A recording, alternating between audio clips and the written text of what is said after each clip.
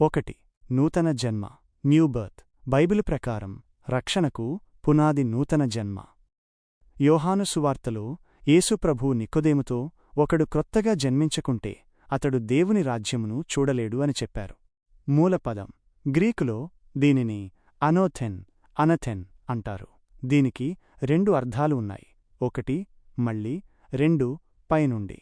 అంటే ఇది మనుష్య ప్రయత్నం వల్ల కలిగేది కాదు, పైనున్న దేవుని ద్వారా కలిగేది. అన్వయం: ఆనాడు నికోదేము ధర్మశాస్త్రం తెలిసినవాడైనప్పటికీ ఈ రహస్యం తెలియక తడబడ్డాడు. నేడు మనం కూడా బాహ్యమైన భక్తి అలవాట్లను నూతన జన్మ అని పొరపడకూడదు. హృదయంలో దేవుని ఆత్మద్వారా జరిగే మార్పే నిజమైన నూతన జన్మ. 2. నూతన జీవం, న్యూ లైఫ్. పాపంలో చనిపోయిన మనల్ని క్రీస్తు తనతో కూడా బ్రతికించాడు. మూలపదం గ్రీకులో జీవానికి 2 పదాలు ఉన్నాయి. 1 బియోస్, శరీర సంబంధమైనది.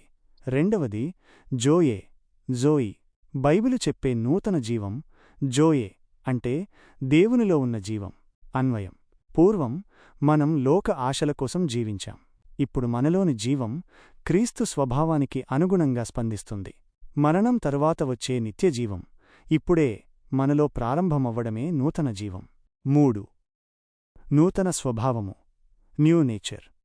విశ్వాసికి పాత స్వభావం ఆదాము సంబంధి పోయి దైవిక స్వభావం కలుగుతుంది.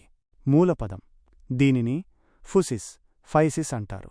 పేతురు రాసిన 2వ పత్రికలో మనం దైవ స్వభావమునందు పాలివారము అని వ్రాయబడింది. అన్వయం: అప్పటి కాలంలో అన్యజనుల పద్ధతులు వేరుగా ఉండేవి.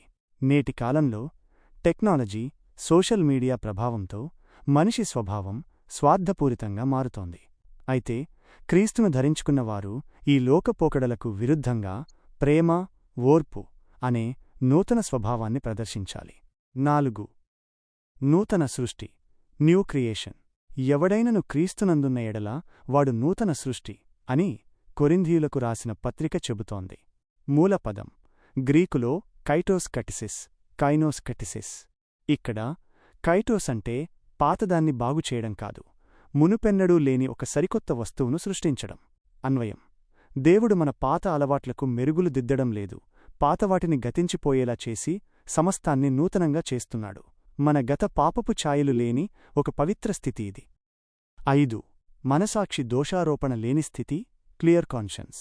హెబ్రీలకు రాసిన పత్రికలో మనసాక్షి శుద్ధి గురించి ప్రాముఖ్యంగా చెప్పబడింది. మూలపదం గ్రీకులో సినైడిసిస్ అంటే సహజ్ఞానం లేదా లోపల నుండి హెచ్చరించే స్వరం. క్రీస్తు రక్తం ద్వారా ఈ మనసాక్షి కడగబడుతుంది. అన్వయం: పాత నిబంధన కాలంలో బలులు మనసాక్షిని శుద్ధి చేయలేకపోయేవి. కాని నేడు క్రీస్తు బలియాగం ద్వారా మనం నేను పాపిని, దేవునికి దూరస్థుడిని అనే దోషారోపణ నుండి విడుదల పొందాం. దేవుని ఎదుట ధైర్యముగా నిలబడగలిగే అర్హత మనకు లభించింది. 6.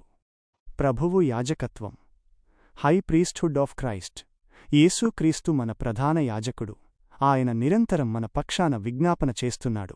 మూలపదం హెబ్రీలో కోహెన్, గ్రీకులో ఆర్చీరియస్. ఆయన అహరోను క్రమములోనివాడు కాదు, మెల్కీసెదెకు క్రమము చొప్పున నిరంతరము ఉండే యాజకుడు. అన్వయం: ఆనాడు ప్రజలు దేవుని దగ్గరకు వెళ్లాలంటే ఒక మనుష్యుడైన యాజకునిపై ఆధారపడేవారు. ఇప్పుడు మనకు ఏ మధ్యవర్తి అవసరం లేదు. మన బలహీనతలయందు మనల్ని అర్థం చేసుకునే గొప్ప ప్రధాన యాజకుడు పరలోకంలో మనకోసమున్నాడు.